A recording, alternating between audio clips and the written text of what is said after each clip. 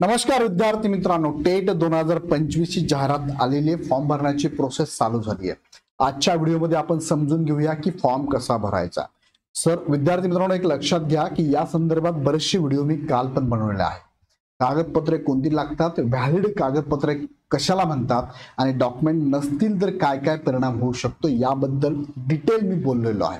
अजूनही काही detail video माझे येणार आहेत, जसं की नॉन क्रिमिनल बद्दल मुलांची अडचण आहे, डोमेसाईल बद्दल अडचण आहे, महिला आरक्षण बद्दल अडचण आहे किंवा इतर जे डॉक्युमेंट आहेत त्याबद्दलच्या अडचणी आहेत. ह्या सगळ्यांचे व्हिडिओ मी सेपरेट घेणार आहे. त्यासाठी काय करा, चॅनल लगेच सबस्क्राईब करून ठेवा, जेणेकरून तुम्हाला प्रत्येक गोष्टीची अपडेट तुमच्यापर्यंत पोहोचेल. सो विद्यार्थी मित्रांनो, या व्हिडिओमध्ये आपण बघणार आहोत की फॉर्म कसा भरावा. फॉर्म भरण्याची प्रत्येक प्रोसेस, प्रत्येक स्टेप मी तुम्हाला सांगतोय. प्रत्येक स्टेपवरती इथे यस नो केल्यानंतर काय ऑप्शन्स येऊ शकतात, काय बदल होऊ शकतात हे पण मी तुम्हाला सांगणार आहे. सो हा व्हिडिओ शेवटपर्यंत बघा, मन लावून बघा, वही आणि पेन घेऊन बघा. तुम्हाला त्यात काही अडचण वाटली तर तो पॉईंट लिहा आणि तो कमेंटमध्ये टाका किंवा माझ्या नंबरपर्यंत मला व्हॉट्सअप करा. मी तुम्हाला त्याचं उत्तर नक्की देण्याचा प्रयत्न करतो किंवा व्हिडिओ घेण्याचा प्रयत्न करतो. बघा, डॉक्युमेंट हे कोणते अपलोड करावे लागतात. तसं जर बघितलं तर बरेचसे डॉक्युमेंट अपलोड करायची गरजच नाहीये. फक्त मेन 5 डॉक्युमेंट लागतात. ते कोणते ते पण तुम्हाला सांगतो. दुसरं, डॉक्युमेंट तुमच्याकडे असणं मात्र गरजेचं आहे. कधीपर्यंतच हवं ते पण सांगतो. फॉर्म कोणत्या नावाने भरावा तुम्हाला मी ऑलरेडी याच्यावरती व्हिडिओ घेतलाय, पण तरी एकदा सांगतो मी. आधार, डोमेसाईल आणि नॉन क्रिमिनल बाबत काय मुलांचे प्रश्न आहेत त्याचं पण उत्तर देतो, किंवा याच्यावरती सेपरेट माझा व्हिडिओ पण आज संध्याकाळपर्यंत येऊन जाईल. तो व्हिडिओ पण तुम्ही एकदा बघून घ्या. शैक्षणिक पात्रता कधीपर्यंत हवी. काही मुलांची रिझल्ट आता 20 एप्रिलला लागलेले आहेत. असे विद्यार्थी फॉर्म भरू शकतात का? काही ठिकाणी सोशल मीडियाला सांगितलं जाते भरू शकतात, पण ऍक्च्युअल डॉक्युमेंटमध्ये म्हणजे जाहिरातीमध्ये काय सांगितलेलं आहे आणि फॉर्म भरताना काय नोटीस येते ते पण मी तुम्हाला सांगतो. सो क्लिअर, मी सगळा व्हिडिओ विथ प्रूफ तुम्हाला दाखवणार आहे. माझ्या मनाचं मी तुम्हाला काही सांगत नाहीये. मला तर बरंच काही माहिती आहे, पण मी तरी पण तुम्हाला सांगत नाही, विथ प्रूफ दाखवतो. सगळे GR पण माझ्याकडे आहे. कागदपत्रे वैधता कधीची हवी हे सुद्धा जाहिरातीमध्ये मेन्शन केलेलं आहे. सो हे सगळी डॉक्युमेंट तुम्ही जमा करा. नसेल तर अप्लाय करून जमा करायचा प्रयत्न करा आणि मग फॉर्म भरायला बसा. फॉर्म भरताना शक्यतो सगळ्यांना मी विनंती करतो, बरेचसे 100मध्ये 5 विद्यार्थी असे असतात की सर फॉर्म भरताना त्यावेळेस मी भरला नव्हता, माझ्या भावाने, माझ्या बहिणीने, सायबर कॅफेवाल्याने, नातेवाईकांनी भरला आणि त्याने अशी अशी चूक केली. ही चूक अक्षम्य आहे, याला क्षमा नाही. नंतर तुम्ही अपात्र होऊ शकता. खूप चांगला अभ्यास, खूप चांगली मेहनत घेऊन सुद्धा तुमची निवड होऊन सुद्धा तुम्ही अपात्र होऊ शकता ह्या कारणामुळे, फॉर्म भरताना चुकी केल्यामुळे. सो तुम्ही जिथे फॉर्म भरा स्वतः घेऊन, आता हा व्हिडिओ बघितल्यानंतर नोट काढा, त्यात काय काय डॉक्युमेंट लागतात सगळे जमा करा. सगळे आहेत, नसेल ते डॉक्युमेंट नसेल ते जमा करायचा प्रयत्न करा. सगळे घेऊन बसा आणि मग तुम्ही फॉर्म भरा. फॉर्म भरताना तुम्हाला नसेल जमेत, तुम्ही ज्याच्याकडनं फॉर्म भरताय त्याच्या शेजारी बसा आणि प्रत्येक गोष्ट चेक करा. भले एखादा तास जास्त लागेल तरी चालेल. चला मग सुरुवात करूया. तिकडे जाण्यापूर्वी इग्नाइट अकॅडमीकडनं आता मी तुम्हाला हे अगदी कॉन्फिडन्सली सांगतो की जे विद्यार्थी या राहिल्या 30 दिवसामध्ये तयारी करू इच्छित असाल आणि त्या विद्यार्थ्यांना जरी अभ्यास खूप जास्त केलाय, खूप झालाय माझा अभ्यास, तरी तुम्हाला मी सांगेल की ही बॅच तुम्ही जॉईन करा टेट 6.0 ची. का? कारण या बॅचमध्ये तुम्हाला to the point, exam oriented, fast track मध्ये रिव्हिजन प्लस तुम्हाला पूर्ण मार्गदर्शन केलं जाणार आहे. IPS पॅटर्न नुसार ही बॅच आहे. आणि लक्षात घ्या, तुमचा स्कोर चांगला जर आला तर तुम्हाला शिक्षक भरतीमध्ये लवकर आणि हवं त्या ठिकाणी चान्स मिळण्याची शक्यता आहे. सो स्कोर चांगला आलाच पाहिजे, त्यासाठी ही batch live plus recorded batch आहे. या बॅचवर तुम्हाला एक सेपरेट रेकॉर्डेड बॅच फ्री स्वरूपात आम्ही इथे या बॅचमध्ये दिलेली आहे. ही तर चालेल, पण ही पण तुम्हाला फ्री मध्ये फक्त 999 प्लस GST मध्ये बॅच अवेलेबल आहे. सो आत्ताच तुम्ही बॅच जॉईन करू शकता. त्यासाठी इग्नाइट अकॅडमीचा ऍप डाउनलोड करून परचेस करा. अडचण आली तर खालच्या नंबरवरती कॉल करा. ओके. दुसरं, तुम्हाला 16 टेस्ट सिरीज मोफत दिलेल्या, दर शनिवारी टेस्ट सिरीज होतात आणि त्याचं एक्सप्लेनेशन युट्यूबवरती चालतं. जसं की काल टेस्ट सिरीज आपण घेतलेली आहे, एक्सप्लेनेशन घेतलं तुम्ही बघू शकता. सो टेस्टचा फायदा आहे, तुम्ही कोणत्या सब्जेक्टमध्ये, त्या सब्जेक्टच्या कोणत्या टॉपिकमध्ये वीक आहात तर तुमची स्ट्रेंथ आहे हे पण कळेल आणि कशाला रिव्हिजन द्यायची गरज ते पण कळेल. सो नक्की जॉईन करा. खाली डिस्क्रिप्शन मध्ये लिंक दिलेली आहे. तर आता मुख्य मुद्द्याकडे तुम्हाला मी घेऊन जातो. हे आहे टेटचं नोटिफिकेशन. त्यानुसार त्यांनी सांगितलंय ही वेबसाईट, ह्या वेबसाईटवर तुम्ही जायचं, वेबसाईटवरती क्लिक केलं की वेबसाईट ओपन होते. फॉर्म भरण्याची डेट तुम्हाला माहिती आहे 26/4 पासून 10 मे पर्यंत असणार आहे. पुष्कळ वेळ आहे. हा व्हिडिओ बघा, अजून तुमच्या शंकांचं निरसन करून फॉर्म भरा. ओके. या व्हिडिओला मी तुम्ही या लिंकवर मी गेलो, ह्या लिंकवर तुम्हाला समजतंय IPS कडनं ही एक्झाम होणार आहे. IPS पॅटर्न नुसार होणार आहे. एक्झामची फॉर्म भरण्याची लास्ट डेट 10/5 आहे. इथे तुम्हाला जर तुमचं रजिस्ट्रेशन नसेल तर तुम्हाला तुम्हाला काय करेल, click here for new registration वर क्लिक करावं लागेल. साहजिक तुम्ही पहिल्यांदाच फॉर्म भरत असाल, सगळे पहिल्यांदाच फॉर्म भरतात टेटला, सो इथे क्लिक करायचं, click here for new registration. त्यावरती क्लिक केले तुमच्या समोर ओपन होते वेबसाईट. पण त्याच्या अगोदर त्यांनी ऍड मध्ये सांगितलेली गोष्ट आहे, 7 नंबरचा पॉइंट आहे, त्यामध्ये 7.2 मध्ये फॉर्म कोणत्या नावाने भरायचा आहे, तर फॉर्म हा तुमच्याकडे जे आधार कार्ड आहे त्या आधार कार्डच्या अनुषंगाने फॉर्म भरायचा आहे. आता आधार कार्ड बद्दल बऱ्याचशा शंका आहेत, सर आधार कार्डवर स्पेलिंग मिस्टेक आहे, ऍड्रेस चुकीचा आहे, जन्मदिवस चुकीचा आहे, पतीच्या नावाचा आहे, हजबंडच्या नावाचा आहे किंवा वडिलांच्या नावाचा आहे पण गडबड होऊन नावात बदल झालेला आहे. या संदर्भात डिटेल माझा व्हिडिओ सेपरेट येणार आहे, तो व्हिडिओ बघा, तुमच्या सगळ्या प्रश्नांची उत्तरं सॉल्व्ह होतील. संध्याकाळपर्यंत व्हिडिओ येऊन जाईल. पण आता मी तुम्हाला एवढं सांगतो ह्या व्हिडिओमध्ये की फॉर्म भरताना तुमच्याकडे जे पण आधार कार्ड असेल, आता काहींकडे 2 आधार कार्ड आहे, पतीचं पण आहे आणि फादरचं पण आहे. सो तुमच्याकडे फादरचं असेल तर फादरच्या नावाने तुम्ही फॉर्म भरायला हरकत नाही. पण तुमच्याकडे पतीचं असेल तर पतीच्या नावाने जर तुम्ही विचार करत असाल भरायचा, तर तुम्हाला पतीच्या नावासाठी गॅझेट किंवा त्याला काय म्हणतो आपण, गॅझेट किंवा मॅरेज सर्टिफिकेट असणं गरजेचं आहे. आता सेपरेट त्याच्यावर मी बोलणार आहे सेपरेट व्हिडिओमध्ये, त्यामुळे आता जास्त बोलत नाही, तो व्हिडिओ तुम्ही बघून घ्या. ओके, हा झाला आधारनीच तुम्हाला फॉर्म भरायचा. कोणता आधार, जो पण तुम्ही आधार कार्ड वापरणार आहात आहे, व्हॅलिड आधार असेल तुमच्याकडे, त्याने तुम्हाला फॉर्म भरायचा आहे. त्याने स्पष्ट इथे उल्लेख केलेला आहे. आणि जर तसं नाही केलं तर ऑनलाईन अर्जातील नावात व आधार कार्डामधील नावाच्या नोंदीमध्ये कोणतीही तफावत आढळल्यास आपली उमेदवारी रद्द होईल, हा स्पष्ट त्यांनी उल्लेख केलेला आहे आणि वॉर्निंग तुम्हाला दिलेली आहे. सो काळजी घ्या, आधार कार्ड नुसारच तुम्हाला फॉर्म भरायचा, त्या नावाचाच फॉर्म आहे. इथे नावात बदल करण्यासंदर्भात काहीच ऑप्शन नाहीये, लक्षात घ्या, काहीच ऑप्शन नाही. पण पुढे जाऊन सांगतो मी तुम्हाला. चला मग आता फॉर्म तुम्ही ओपन केला, रजिस्ट्रेशन केलं. रजिस्ट्रेशन करायचं तुम्हाला बेसिक मध्ये बघा, फर्स्ट नेम तुम्हाला टाकायचं, तुमचं जे काय नाव असेल ते कन्फर्म तेच नाव टाकायचं, रिपीट आहे. परत फादरचं नाव तेच रिपीट आहे, मिडल नेम म्हणजे फादरचं नाव आहे, बरोबर, हे फादरचं आहे, हे तुमचं नाव आहे म्हणजे सेल्फ नेम आहे, तुमचं नाव आहे, हे फादरचं नेम आहे, ते तुम्हाला मिडल नेम आहे ते कन्फर्म करायचं आहे. लास्ट नेम म्हणजे सरनेम आहे, सरनेम तुमचं जे काय असेल ते तुम्हाला कंटिन्यू कन्फर्म करायचं आहे. हे झाल्यानंतर फुल नेम तुमचं खाली येऊन जाणार आहे, डायरेक्ट येऊन जातं, टाकायची गरज नाही आहे. इथे आल्यानंतर खाली त्यांनी एक ब्ल्यू कलर मध्ये लाईन टाकली बघा, ही लाईन खूप महत्वाची लाईन, तुम्ही व्यवस्थित वाचा, नीट चेक करा. यामध्ये काय म्हटलं बघा, तुम्हाला वाचून दाखवतो. The name enter in the online application form should match exactly with the requesting document photo ID. आता लक्षात घ्या, बऱ्याच ठिकाणी सोशल मीडियाला असं सांगितलं जात आहे की तुमचं जेव्हा आयडी प्रूफ असते ते आधारच असेल असं त्यांनी ऑप्शन दिलेलं आहे. म्हणजे जेव्हा तुम्ही हॉल तिकीट येईल तुमचं, ज्या नावाने रजिस्ट्रेशन तुम्ही कराल त्या नावाचं हॉल तिकीट येईल आणि त्या हॉल तिकीटच्या अगेन्स्ट तुमचा आयडी प्रूफ लागणार आहे. मग आयडी प्रूफ मध्ये आधार पण आहे, पॅन पण आहे, ड्रायव्हिंग लायसन्स पण आहे, पासबुक पण आहे, चालणार आहे ते डॉक्युमेंट, काळजी करू नका. इथे पण त्यांनी सांगितलंय, डॉक्युमेंट मध्ये पण त्यांनी हा जो मुद्दा आहे याच्यामध्ये पण म्हणजे ऍड मध्ये पण त्यांनी सांगितलेलं आहे. ओके, इथपर्यंत क्लिअर झालं. आता हे नाव व्यवस्थित टाका, फक्त नावाच्या स्पेलिंग मध्ये मिस्टेक होऊन देऊ नका. जे नाव तुम्ही इथे टाकता त्याच नावाचं आयडी प्रूफ तुमच्याकडे असणं गरजेचं आहे. आयडी प्रूफला ऑप्शन मी तुम्हाला ऑलरेडी सांगितले पाठीमागच्या व्हिडिओमध्ये, ते एकदा बघून घ्या, किंवा ऍड मध्ये पण त्यांनी टाकलेलं आहे, एकदा बघून घ्या. चला पुढे जाऊया. मग आता परत पुढे यायची टाकायचं आहे, मोबाईल नंबर तुम्हाला टाकायचा आहे, कन्फर्म तोच मोबाईल नंबर इथे टाकायचा आहे. त्यानंतर अल्टरनेटिव्ह असेल तर टाका, नसेल तर गरज नाही टाकायची. त्यानंतर इथे तुम्हाला ईमेल आयडी टाकायचा आहे, ईमेल आयडी इथे जीमेल टाकायचा आहे, कन्फर्म ईमेल आयडी तो टाकायचा तुम्हाला जो तुमचा असेल, सिक्युरिटी कोड टाकायचा आहे आणि इथे सेव्ह अँड नेक्स्ट म्हणायचं. आता इथे पण त्यांनी काय सांगितलं बघा, उमेदवाराने नोंदवलेला भ्रमणध्वनी क्रमांक, ईमेल हा त्याच्या संपर्क साधण्यात त्याला नवीन माहिती पोहोचवण्याचे माध्यम आहे. So mobile number, email ID proper वापरा, जो चालू असेल तोच वापरा. ओके, पुढे घेऊन जर तुम्हाला मग IBPS ने इथे तुम्हाला विंडो दिली आहे, नोटीस दिली आहे, are you sure the data enter in the correct as no change edit of application will be allowed after complete registration, if yes click okay, otherwise click cancel. आता ही भरलेली जी तुमची माहिती आहे ना, ही प्रॉपर चेक करा. मी सांगतो 100मध्ये 1 ते 2 विद्यार्थ्यांचं हे सुद्धा चुकणार आहे. सो त्यामध्ये तुम्ही नसावं याची काळजी तुम्ही घ्या. इथे तुम्ही व्यवस्थित स्पेलिंग मिस्टेक होऊ देऊ नका.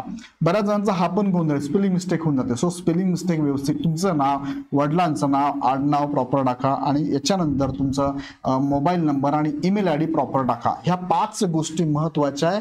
व्यवस्थित बघा, थोडा वेळ लागला तरी चालतंय पण प्रॉपर बघा. सेव्ह अँड नेक्स्ट केलं ते विंडो त्यांची. आता बदल तुम्ही जर ओके केलं तर बदल करता येणार नाही. ओके, हा मग पुढे घेऊन जातो तुम्हाला मी. पुढे आलात तुम्ही, त्यांनी लगेच सांगितलं तुम्हाला काय करायचं आहे, फोटो तुम्हाला अपलोड करायचा आहे.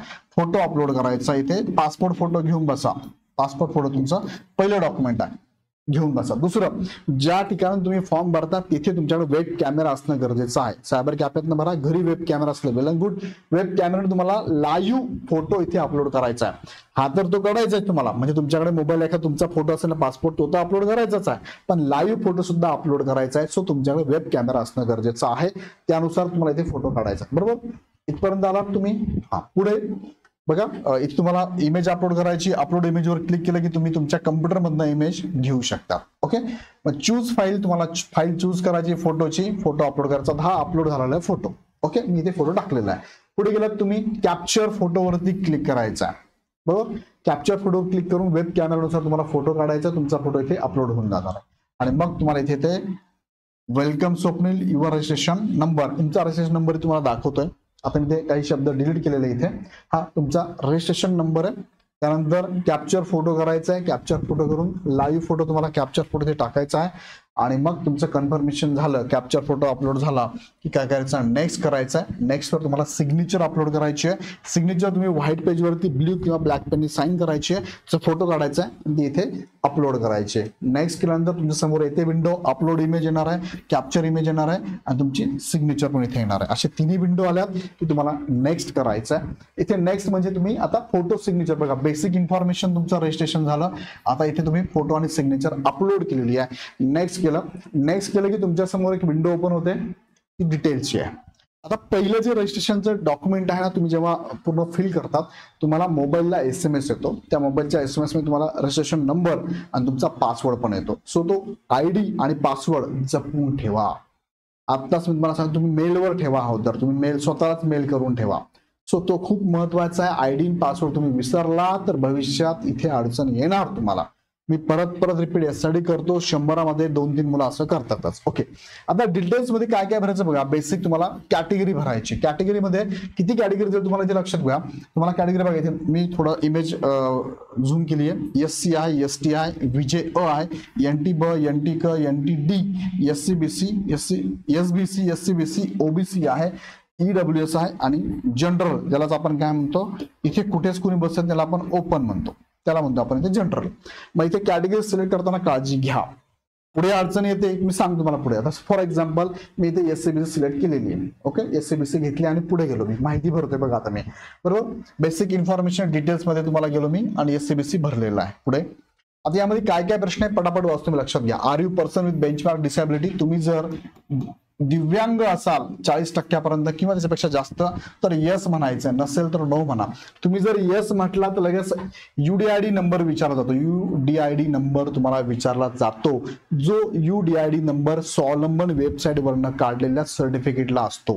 म्हणजे तुमच्याकडे स्वावलंबनचं सर्टिफिकेट लागेल दिव्यांगाचं आणि UDID कार्ड पण तुमच्याकडे असणं गरजेचं आहे. त्या UDID कार्डचा नंबर तुम्हाला इथे टाकायचा आहे. बरोबर, ओके. आता मी इथे नो केलंय म्हणून तो खालचा ऑप्शन मला ओपन नाही. यस कर, खालचा ऑप्शन ओपन. हे दोनच ऑप्शन दिव्यांगांना येतो. पुढे दिव्यांगा बाबतीत काय, टाइप ऑफ डिसॅबिलिटी विचारलं जाते. Sub type disability of for ID आणि अदर्स. सब टाइप तुमची जे काय असेल तुम्ही ते टाकू शकता. Sub type of disability, are you as a per PWD guideline eligible to use compulsory time at the time of examination. तुम्हाला एक्स्ट्रा टाइम पाहिजे का, म्हणजे लिहिण्याला ज्या दिव्यांगांना प्रॉब्लेम असेल अशाच दिव्यांगांना एक्स्ट्रा टाइम मिळतो आणि तुम्हाला इथे स्क्रॅच पण मिळतो. Are you suffering from cerebral palsy and your writing speed is affected, जर असेल तर तुम्ही यस म्हणा. मग तुम्हाला इथे काय मिळतो, कंपल्सरी टाइम पण मिळतो आणि तुम्हाला काय रायटिंगसाठी जर तुम्हाला लिहायला जर इफेक्टेड असेल, तुम्ही इन्फेक्टेड असाल तर काय तुम्हाला इथे टाइम पण मिळतो, त्याचबरोबर तुम्हाला स्क्राईब पण मिळतो. त्यानुसार तुम्हाला येस नो करायचंय, बाकी काहीच नाही. आणि तुम्हाला स्क्राईब घ्यायचं असेल स्वतःला घेऊन जावा लागतो. आणि स्क्राईब बद्दल त्यांनी ऍड मध्ये टाकलेलं आहे, तुमच्या शिक्षणापेक्षा त्याचं शिक्षण कमी असावं. सेपरेट त्याच्यावर मी बोलतो. तुम्हाला जर इश्यू असेल दिव्यांग उमेदवारांना मला कमेंटमध्ये टाका, त्याच्यावर सेपरेट व्हिडिओ मी घेतो. इथपर्यंत क्लिअर झालं. हे दिव्यांगांबाबत सगळं विचारलेलं आहे. येस नो तुम्हाला करायचं आहे. पुढे whether possessing recent non creamy layer. आता हा इम्पॉर्टंट मुद्दा आहे बघा, हा इम्पॉर्टंट मुद्दा आहे. Non creamy layer certificate issued by the competent authority of government of Maharashtra. आता इथे जे नॉन क्रिमिलियर लागतं, NCL म्हणजेच नॉन क्रिमिलियर. बरोबर, हे कोणाला लागेल मी त्या व्हिडिओमध्ये पण सांगितलेलं आहे बघा. SC ला, ST ला, EWS ला आणि जनरलला इथे विचारलं जात नाही, काहीच विचारलं जात नाही. हे सोडले तर बाकीचे म्हणजे OBC, SBC, VJ त्यानंतर NT चे सर्व इथे ब, क आणि ड ह्या सगळ्यांना मात्र लागणार आहे. प्लस SCBC ला पण इथे नॉन क्रिमिनल लागणार आहे. जर तुम्ही या कॅटेगरी मधनं फॉर्म भरला, सुरुवातीला तुम्हाला मी आता इथे दाखवलं ना, तुम्ही इथे SCBC केलं बरोबर आहे, ह्या कॅटेगरी मधनं म्हणजे ह्या सगळ्या कॅटेगरी मधनं फॉर्म भरला तर तुम्हाला नॉन क्रिमिनल कंपल्सरी लागणार आहे.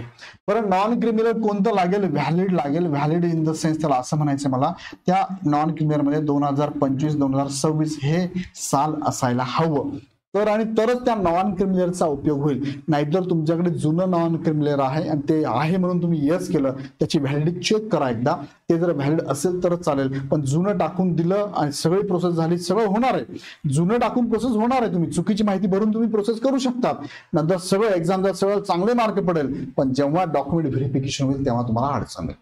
सो आत्ताच मी तुम्हाला सांगतो, थोडा व्हिडिओ माझा लेंदी होईल पण मी डिटेलमध्ये तुम्हाला सांगतोय. सो डिटेलमध्ये आहे का, व्हॅलिड एनसीएल चेक करून घ्या. तुम्हाला नाही समजलं तर मला पाठवा, मी तुम्हाला सांगतो. माझा व्हॉट्सअप नंबरलाच फक्त तुम्ही मला मेसेज करा, बाकी कॉल वगैरे करू नका. 94-20-12-44-44 हा माझा व्हॉट्सअपचा नंबर आहे. तुमचा फोटो मला पाठवा एनसीएलचा, मी सांगू शकतो की व्हॅलिड आहे की नाही, किंवा तुम्हाला पण समजू शकता. नाही समजलं मला पाठवून तुम्हाला सांगतो. सो व्हॅलिड एनसीएल गरजेचा ह्या सगळ्यांना. जर दुसरा प्रश्न असा आहे की सर आमच्याकडे तुम्ही म्हणतात त्यानुसार व्हॅलिड एनसीएल आमच्याकडे नाहीये, मग इथे नो करा. पण जेव्हा तुम्ही इथे नो करतात लगेच एक विंडो पॉपअप करते आणि ती विंडो सांगते की तुमच्याकडे जर हे नसेल, हे कंपल्सरी, हे जर नसेल तुम्हाला ह्या कॅटेगरीनुसार, तर तुम्ही जनरल मधनं फॉर्म भरा. तुम्हाला लगेच पाठीमागे जावं लागतं आणि तुम्हाला जनरल मधनं फॉर्म भरावं लागतंय. कारण इथे जर असाल तुम्ही ह्या कॅटेगरीमध्ये, बघा कोणत्या कॅटेगरी तुम्हाला मी आता सांगितलं, व्हीजेच्या NT अ ब क ड, त्यानंतर SBC, SCBC, OBC ह्या ज्या कॅटेगरी आहेत ना, ह्या सगळ्यांना काय लागतंय, कास्ट सर्टिफिकेट कंपल्सरी लागतं, तुमचं डोमेसाईल कंपल्सरी लागतं, आणि तिसरी गोष्ट तुमचं NCL व्हॅलिड असणारं कंपल्सरी लागतं. ह्या दोघांना व्हॅलिडिटी नाहीये. व्हॅलिडिटी आहे का? व्हॅलिडिटी यांना नाहीये, यांना मात्र व्हॅलिडिटी आहे, व्हॅलिडिटी असते, बरोबर आहे. सो व्हॅलिड लागेल तुम्हाला. ओके, आणि हे जर नसेल, याच्यापैकी एक तरी डॉक्युमेंट तुमच्याकडे नसेल, तुम्ही ह्या कॅटेगरीतनं फॉर्म भरू शकत नाही, लक्षात घ्या.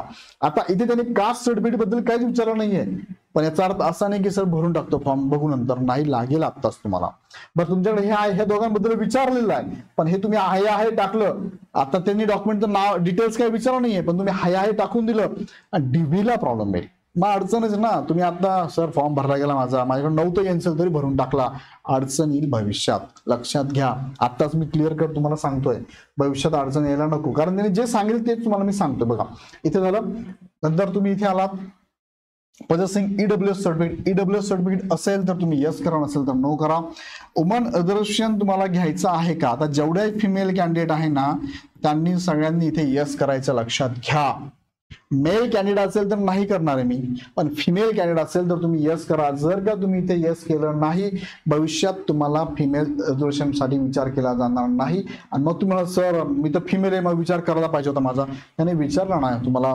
विचार म्हणजे कोणाला वाटतं ना मला फिमेल रिझर्वेशन नको, मला जनरल मध्ये कॉम्पिट करायचं आहे, जनरल असं कोणाला वाटत नाही, पण असं असू शकतं म्हणून तिने हा ऑप्शन टाकलेला आहे. कारण जे ऑप्शन नव्हतं टाकायला पाहिजे, पण ठीक आहे. पण तुम्ही विचारपूर्वक आन्सर द्या, यस करायचं तुम्ही.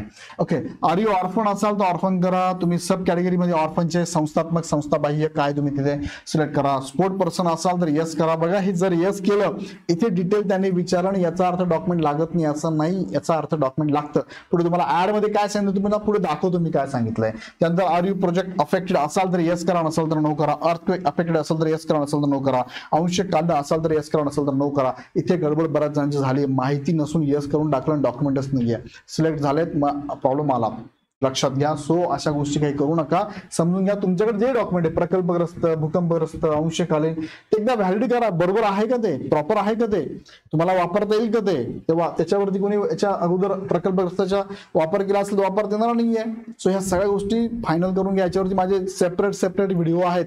अजून तुम्हाला शंका असेल कमेंट बॉक्समध्ये टाका, मला कमेंट, त्याच्यावरती व्हिडिओ घेतो किंवा तुम्हाला रिप्लाय मी देतो. ओके, हा हे सगळे प्रश्न आहेत. पुढे घेऊन जातो तुम्हाला मी. डोमेसाईल कंपल्सरी, बघा ज्यांना आरक्षण घ्यायचं आहे, जनरल मधून फॉर्म भरणार असाल तर तुम्हाला कदाचित हे डॉक्युमेंट लागणार नाही, पण तुम्ही जर कॅटेगरीतनं फॉर्म भरत असाल तर तुम्हाला डोमेसाईल कंपल्सरी आहे, लागणारच आहे. आता मी ते नो केल्यानंतर मला त्यांनी पॉपअप विंडो दाखवली की नाही हे कंपल्सरी लागणार आहे, बघा पुढे 865 विलेज मधून असाल तुम्ही कर्नाटक महाराष्ट्र बॉर्डरीवरती, त्यांना पण फॉर्मला इथे लागणार आहे. बघा याच्यावरती सेपरेट माझा व्हिडिओ डोमिसाईल वरती पण मी घेणार आहे, तुम्हाला डोमिसाईल वरती पण घेणार आहे, एनसीएल वरती पण घेणार आहे आणि आधार कार्ड वरती पण घेणार आहे. तो व्हिडिओ तुम्ही एकदा बघून घ्या. ओके. त्यानंतर चाइल्ड म्हणजे व्हिक्टिम, शेतकरी आत्मग्रस्त शेतकऱ्यांचा मुलगा आहे का, नसेल तर नो, असेल तर यस करा. पेसामधून बिलॉंग करत असेल तर यस करा, नसेल तर नो करा. पेसाचं कोणतं डिस्ट्रिक्ट आहे ते पण तुम्हाला इथे मेन्शन करायचं आहे. पेसाचा ब्लॉक कोणता आहे तो मेन्शन करायचा आहे. एक्स सर्व्हिसमॅन असेल तर यस, असेल तर यस करा, नसेल तर नो करा. डिटेल ऑफ एक्स सर्व्हिसमॅन इथे माहिती भरायची तुम्हाला. परमनंटली हँडिकॅप्ड सोल्जर असाल तर यस करा, नसेल तर नो करा. फ्रीडम फायटरचं अपत्य असेल तर यस करा. इलेक्शन कर्मचारी असाल तर इलेक्शन कर्मचाऱ्याचे अपत्य असेल तर यस करा. त्यानंतर तुम्हाला जनगणना अधिकाऱ्यांचे कर्मचारी असाल तर यस करा, नसेल तर नो करा. आधार कार्ड नंबर प्रॉपर टाका. इथे आधार कार्ड नंबर टाकायचा आहे. मॅक्झिमम 12 डिजिटचा हा आधार कार्ड नंबर असतो, तो प्रॉपर टाकायचा तुम्हाला. त्यानंतर नॅशनॅलिटी तुम्हाला इंडियन टाकायची. टेट एक्झाम 2025 त्याचं मीडियम काय होतं, इंग्लिश मराठी बघायचं. इंग्लिश मराठी, इंग्लिश उर्दू आहे, तुमचं जे होतं ते टाका. याचा आणि तुमचं सिलेक्शनचा काही संबंध नाही, लक्षात घ्या. एक्झामचे सेंटर तुम्हाला 3 विचार जाणार बघा, 1, 2, 3 यापैकी तुम्हाला जे प्रेफरेबली वाटतात ते सेंटर तुम्हाला टाकायचं. जसं की मी नाशिक, पुणे आणि छत्रपती संभाजीनगर घेतलेलं आहे. ओके. त्यानंतर पुढे पर्सनल डिटेल्स तुम्हाला भरायची आहे. डेट ऑफ बर्थ आणि डेट ऑफ बर्थच्या खाली बघा, please ensure you have already fill in the details under basic details in the online form especially pertaining to your category. Change in date of birth will not be permitted. तुम्हाला date change करता येणार नाही, so काळजीपूर्वक टाका. Okay. त्यानंतर तुम्हाला इथे age दिले, ते एज कधीपर्यंत काउंट करायचं आहे, 1/4/2025 पर्यंत. हा एक मुद्दा आहे, नीट लोड करा. ओपनच्या कॅटेगरीला 38 पर्यंत एज लिमिट आहे आणि कॅटेगरीला 43 पर्यंत आहे. बाकीचे 45 पर्यंत पण काही उमेदवारांना आहे, पण इथे लक्षात घ्या तुमची डेट 1/4 पर्यंत काउंट केली जाणार आहे. त्यानंतर तुम्हाला फर्स्ट नेम SSC नुसार तुम्हाला फर्स्ट नेम टाकायचं, तुमचं जे काय नाव असेल, तुमचं middle name, last name, gender जे असेल ते मेल, फिमेल, ट्रान्सजेंडर नीट टाका. इथे पण बऱ्याच जणांनी 100 मध्ये चुकून 500 मध्ये एक मुलगा असा त्यांनी फिमेल केलं, मुलगा असून सुद्धा, मेल असून सुद्धा उलट पालट झालेला आहे. सो नीट चेक करा. डू यू हॅव ट्विन असेल तुम्हाला, तुम्ही ट्विन ब्रदर असाल, सिस्टर असेल तर यस, नसेल तर नो करा. ट्विनचं नाव तुम्हाला टाकायचं आहे. त्यानंतर जेंडर ऑफ द ट्विन काय, मेल आहे फिमेल टाकायचं आहे. तुमचं मॅरिड स्टेटस काय, तुम्ही मॅरिड आहात अनमॅरिड ते टाकायचं आहे. टोटल नंबर ऑफ चिल्ड्रन तुम्हाला टाकायचं. जर मॅरिड असाल तर विचारतात, नसेल तर विचारणारच नाही तुम्हाला. ओके. पुढे घेऊन जातो तुम्हाला मी. Out of which number of children born, म्हणजे तुमचे मुलं असाल तर ते 28/3च्या अगोदर नंतर म्हणजे किती जन्माला त्यांचा नंबर टाकायचा आहे. Father name, mother name, spouse name, बायको असेल तर बायकोचं नाव, ऍड्रेस फॉर करस्पॉन्डन्स, तुम्हाला डिटेल ऍड्रेस टाकायचा. हा ऍड्रेस प्रॉपर बघून घ्या. तो ऍड्रेस टाकल्यानंतर पुढे जायचं तुम्हाला. सेम ऍड्रेस असेल तर इथे क्लिक करा या ब्लू वरती, सेम ऍड्रेस तुमचा येऊन जाणार आहे. इथे फीस दाखवतात आणि शेवटी व्हॅलिड युअर डिटेल्स व्हॅलिड करायचं आहे. विंडो येते ओके करायचं आहे आणि सेव्ह अँड नेक्स्ट करायचं आहे. सेव्ह अँड नेक्स्ट केल्यानंतर पुढे तुम्ही जातात, एक विंडो पॉपअप होते बघा. Please indicate your category correctly in the online application form. No change in category will be permitted after submission. Category proper टाका, कॅटेगरीशी रिलेटेड असणारा डॉक्युमेंट प्रॉपर चेक करा, त्यानुसार ते फॉर्म भरा असं सांगतंय. ओके करा. ओके केल्यानंतर तुम्हाला पुढे जायचं आहे. पुढे एज्युकेशन डिटेल्स भरायचं बघा. आता एज्युकेशन डिटेल्स मध्ये त्यांनी काय सांगितलं, वरती विंडोज दिली आहे. तुमचं एज्युकेशन 1/4/2025 पर्यंतच असावं. म्हणजे तुमचं डीएड असेल, तुमचं बीएड असेल, तुमचं 12वी, तुमचं पदवी, तुमचं पोस्ट ग्रॅज्युएशन जे काय असेल तुमचं, हे ह्या डेट पर्यंतच असावं लागेल. ह्या डेट नंतरच चालणार नाही. बऱ्याचशा सोशल मीडियामध्ये असं सांगितलं जातं की अरे एक्झामचा फॉर्म भरण्याची डेट 10 मे आहे ना, 10 मे पर्यंतच तुमचा रिझल्ट चालेल. ज्यांचे 20 तारखेला रिझल्ट लागले, लक्षात घ्या तुमचा रिझल्ट ते चालणार नाही. कारण स्पष्ट मेन्शन केलेलं आहे 1/4/2025 पर्यंतच काय एज्युकेशन तुमचं असावं लागेल. सोशल मीडियावरती काहींकडनं चुका झालेल्या आहेत सांगण्यामध्ये, सो नीट नोट करा, हे चालणार नाही. आणि त्यांनी त्यांच्या ऍड मध्ये पण मेन्शन केलेलं आहे आणि त्यांच्या फॉर्म भरताना सुद्धा मेन्शन केलेलं आहे. सो हे नीट लक्षात घ्या. आता इथे एज्युकेशन तुम्हाला भरायचं आहे. इथे त्यांनी सांगितलं एज्युकेशन 1/4 पर्यंत असावं. खाली एक लाईन पण त्यांनी टाकली. काय लाईन आहे तुम्ही इथे बघू शकता, ही लाईन आहे. The date of passing the eligibility examination will be the date appearing on the mark sheet or provisional certificate issued by the university institute. म्हणजे ज्या दिवशी तुम्हाला हे मिळालेलं आहे युनिव्हर्सिटी कडनं सर्टिफिकेट असेल किंवा प्रोव्हिजनल सर्टिफिकेट असेल किंवा मार्कशीट असेल, ते त्याच्यावरची जी डेट आहे ती डेट इथे कन्सिडर केली जाणार आहे. लक्षात घ्या. आता पुढे त्यांनी एक मुद्दा अजून ऍड केलाय काय, in case the result of particular examination is post posted on the website of the university institute, then a certificate issued by the appropriate authority of the university institute indicating the date on which the result was posted on the website will be the taken as a date of passing. जर तुमचा result असा आहे की तो website वरती आलेला आहे sir, वेबसाईटवर जो आला ती डेट वेगळी आहे सर आणि आमच्याकडे हार्ड कॉपी आली ती 1 तारखेनंतर आली असेल, तर अशा विद्यार्थ्यांना त्या इन्स्टिट्यूटकडनं त्या संस्थेकडनं तसं नोटिफाईड करून घ्यायचं आहे, लिखित स्वरूपात घ्यायचं आहे की आम्ही ज्या दिवशी वेबसाईटला अपलोड केली हे रिझल्ट त्याच दिवशी आमचा रिझल्ट लागलेला आहे आणि ती डेट ही आहे असं तुम्हाला taken as a date of passing असं त्यांच्याकडनं सर्टिफाईड करून घ्यायचं आहे. लक्षात घ्या हे सर्टिफिकेट तुम्हाला इश्यू करून घ्यायचं आहे. बरोबर, हा काही मुलांना इश्यू असू शकतो त्यांनी करून घ्या. आता पुढे घेऊन जर तुम्हाला मी हे एज्युकेशनल डिटेल्स तुम्हाला टाकायचं, 10वीचं टाकायचं, 12वीचं टाकायचं, ग्रॅज्युएटचं टाकायचं, पोस्ट ग्रॅज्युएशन टाकायचं, तुमचं जे असेल ते. त्यांनी काय विचार मीडियम ऑफ एज्युकेशन तुम्ही कोणत्या मीडियम मधून केलंय, मी मराठीमधून शिकलोय मराठी टाकलंय. बोर्ड तुमचं कोणतं होतं टाकायचं आहे. डिग्री स्ट्रीम तुमची कोणती आहे, बीकॉम आहे, कॉमर्स आहे, सायन्स आहे, आर्ट आहे. सब्जेक्ट तुमचे कोणते होते, सब्जेक्ट शक्य तुम्हाला काय टाकायचे, ग्रॅज्युएटचे टाकायचे, पोस्ट ग्रॅज्युएटचे टाकायचे आहे. त्यानंतर डेट ऑफ पासिंग तुम्हाला बघा सर्टिफिकेटवर तुमचं असतं त्यानुसार डेट ऑफ पासिंग टाकायचं आहे. सर्टिफिकेटवरती डेट असते ती डेट इथे टाकायची, चुकून दुसरी डेट टाकू नका. पर्सेंटेज तुम्हाला किती होती टाकायचे आहे. पासिंग क्लास तुमचा फर्स्ट क्लास सेकंड क्लास तो टाकायचा आहे. बरोबर, जनरली हे 4 आहे. त्यानंतर तुम्हाला व्यावसायिक अर्हता पण खाली विचारली गेली आहे. तुमचं डीएड असेल, तुमचं बीएड असेल किंवा अदर डिप्लोमा असेल तर ती पण माहिती तुम्हाला इथे एज्युकेशन मध्ये भरायची आहे. त्यानंतर तुम्हाला वेदर अपियर फॉर महाटीईटीला तुम्ही अपियर झाले होते का, असेल तर यस करा, नसेल तर नो करा.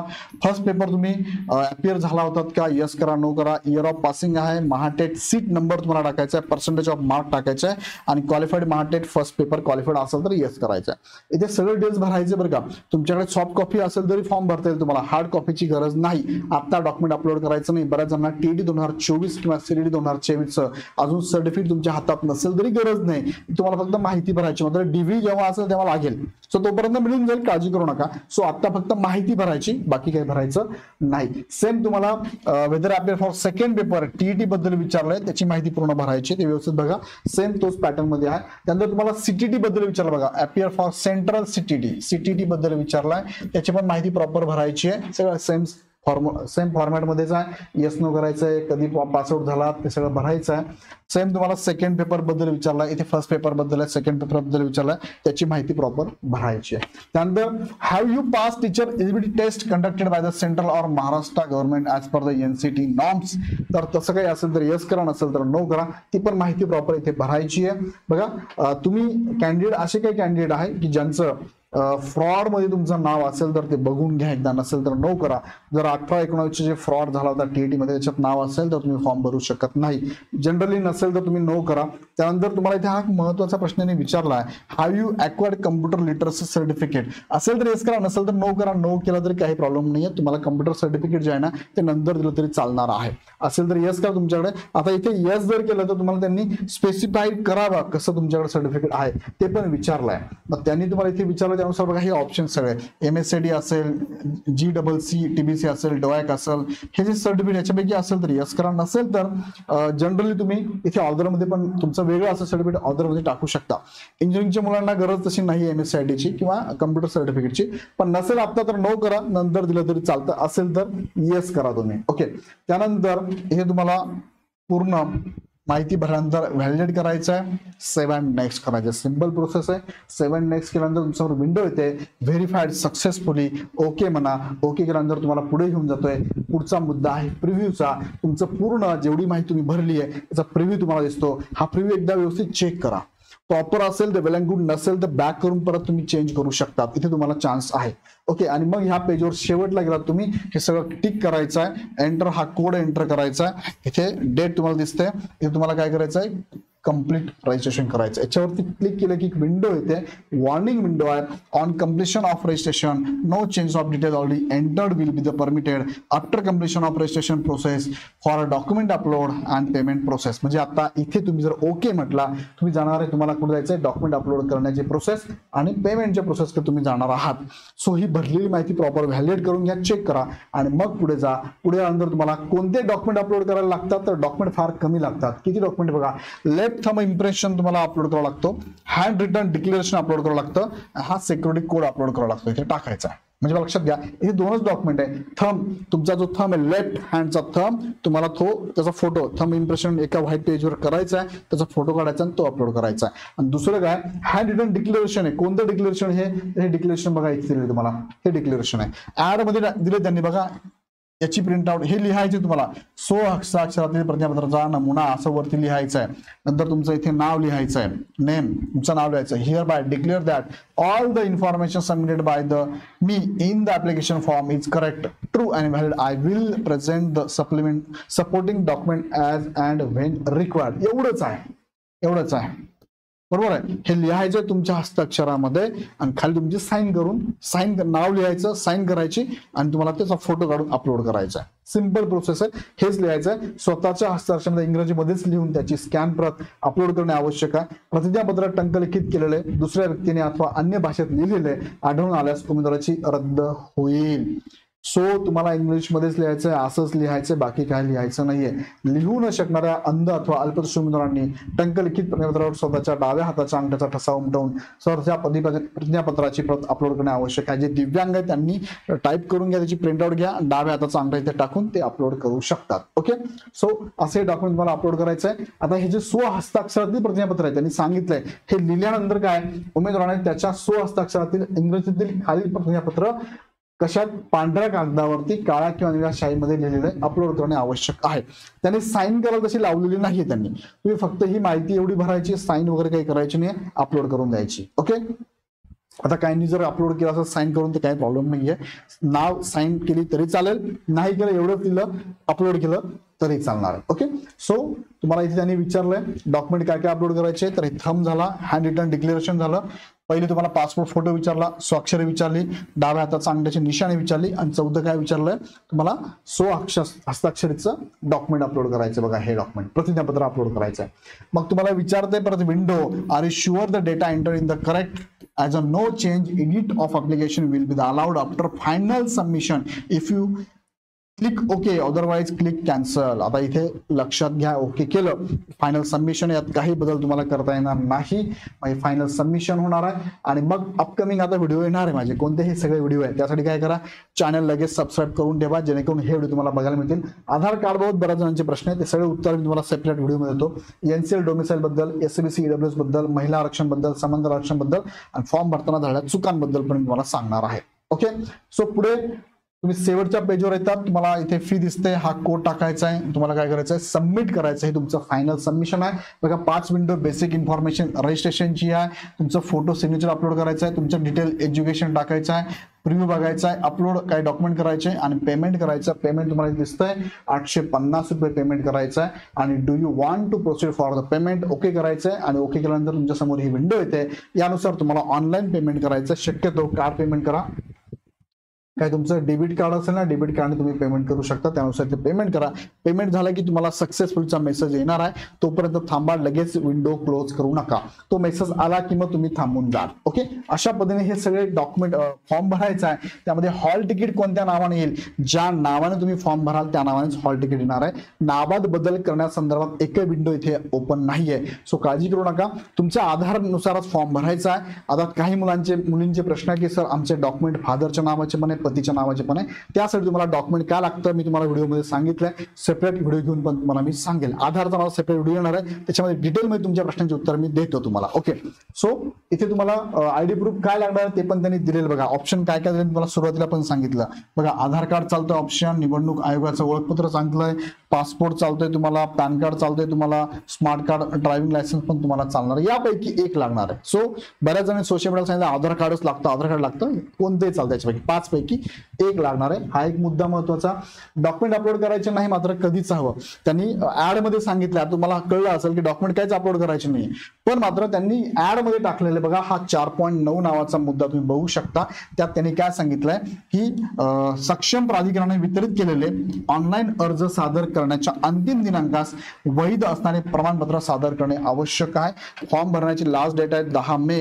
ह्या डेट पर्यंत व्हॅलिड असणारा डॉक्युमेंट तुम्हाला म्हणजे काय, तुमचं कास्ट सर्टिफिकेट, बघा त्यांनी सांगितलं कास्ट सर्टिफिकेट असेल, त्यानंतर तुमचा डोमेसाईल असेल, तुमचं एनसील असेल, हे ह्या डेटच्या अगोदरचं असावं लागेल. काहींना मिळायला उशीर होत असेल तर वेट करा, नाही मिळाला तर मात्र ऑप्शन म्हणून तुम्ही जनरल मधून फॉर्म भरून टाका. जर तुमच्याकडे डॉक्युमेंट नसेल तर मात्र आरक्षित सीट तुम्हाला मिळणार नाही. दुसरं टीईटी सीडीचा विचार करा तुम्ही, ओपनचे मार्क आहे तर तुम्हाला तर तिथे अजून अडचण आहे. याच्यावर तुम्ही सेपरेट व्हिडिओ घेतलाय ऑलरेडी, तो व्हिडिओ एकदा बघा. तुमचे टीईटी सीडच्या मार्कानुसार तुमचा ओपन मध्ये विचार केला जाईल, अन्यथा ओपन मध्ये विचार केला जाणार नाही. त्यानंतर इथे त्यांनी सांगितलं 4.11 मध्ये काय आरक्षणाचा अथवा सोयी सवलतीचा दावा करणाऱ्या उमेदवारांकडे संबंधित कायदा नियम आदेशानुसार विहित नमुन्यातील प्रस्तुत जाहिरातीत अनुसरून अर्ज स्वीकारण्याची विहित केलेल्या अंतिम दिनांकापूर्वीचे वैध प्रमाणपत्र असणे अनिवार्य आहे.